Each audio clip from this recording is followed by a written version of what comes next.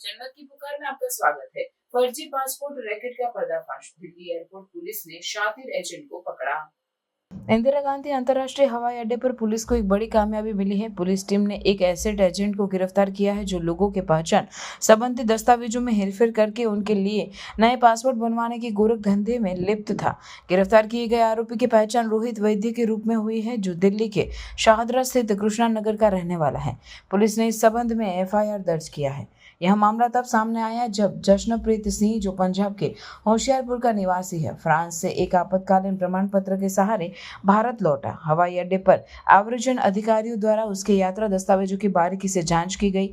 इस दौरान यहां पाया गया कि उसके मूल पासपोर्ट से उसकी पिछली विदेश यात्रा का कोई रिकॉर्ड मौजूद नहीं था। इससे संदेह गहरा गया कि उसने या तो किसी और के पासपोर्ट पर यात्रा की थी या फिर अवैध रूप से विदेश गया था। पूछताछ में जश्नप्रीत सिंह ने चौंकाने वाला खुलासा किया। उसने बताया कि वह जनवरी 2022 में अपने एक दोस्त से बहकावे में आकर गैर कानूनी तरीके से फ्रांस चला गया था। उसके दोस्त ने उसे गुरदासपुर के रहने वाले जगमोहन सिंह नामक एक एजेंट से मिलवाया, जिसने उसकी विदेश यात्रा की पूरी व्यवस्था की थी। जश्नप्रीत ने बताया कि उसकी मुलाकात जगमोहन सिंह से पुल पुख्ता साहिब गुरुद्वारा में हुई थी, जहाँ 12 लाख रुपये में यह सौदा तय हुआ था। एजेंट ने उसका असली पासपोर्ट और तस्वीर ले ली थी।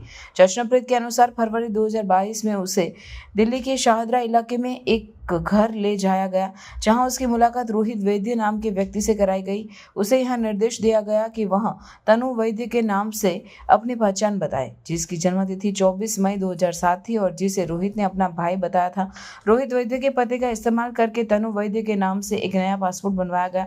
इसके बाद जश्नप्रीत अपने घर लौट गया, लेकिन जल्द ही एजेंट ने उसे स्पेनिश दूतावास स्थित BLS सेंटर में बायोमेट्रिक प्रक्रिया पूरी करने के लिए वापस दिल्ली बुलाया। स्पेन का वीजा मिलने के बाद जश्नप्रीत 25 मार्च 2022 को रोहित वैद्य के साथ दिल्ली से मुंबई गया और फिर 26 मार्च 2022 को तनु वैद्य के पासपोर्ट पर अबू धाबी के लिए रवाना हुआ। अंततः वह एजेंट और उसके साथियों की मदद से स्पेन पहुंचा और फिर फ्रांस में दाखिल हुए।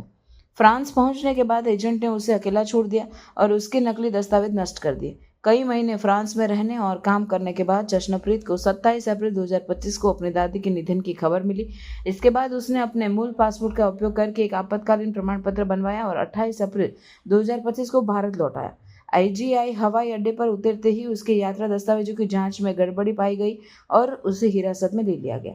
इस मामले की गंभीरता को देखते हुए IGI एयरपोर्ट थाने के SHO इंस्पेक्टर सुशील गोयल के नेतृत्व में एक विशेष टीम का गठन किया गया, जिसमें इंस्पेक्टर सुमित और हेड कांस्टेबल बिरजू शामिल थे।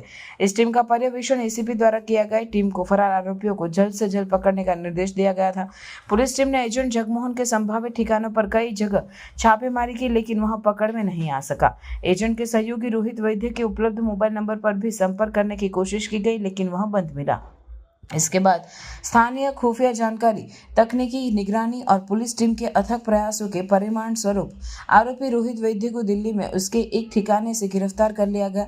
गहन पूछताछ के दौरान रोहित वैद्य ने अपनी संलिप्तता स्वीकार कर ली और आरोपों को कबूल किया। उसने बताया कि वह 10वीं कक्षा तक पढ़ा है और कई वर्षों से शेंगेन देशों में प्रदर्शनियों के आयोजन का काम कर रहा था। इसी दौरान उसकी मुलाकात जगमोहन उर्फ नरेंद्र नामक एक एजेंट से हुई, जो विदेश में नौकरी और यात्रा व्यवस्था में नाम पर लोगों को ठगता था। जल्दी पैसा कमाने के लालच में रोहित भी कमीशन के आधार पर जगमोहन के साथ काम करने लगा। आरोपी रोहित ने यह भी बताया कि वर्तमान मामले में एजेंट जगमोहन ने ही यात्रा को उसके घर भेजा था, जहां अपने पते का उपयोग करके तनु वैद्य के नाम से पासपोर्ट बनवाने की मदद की थी।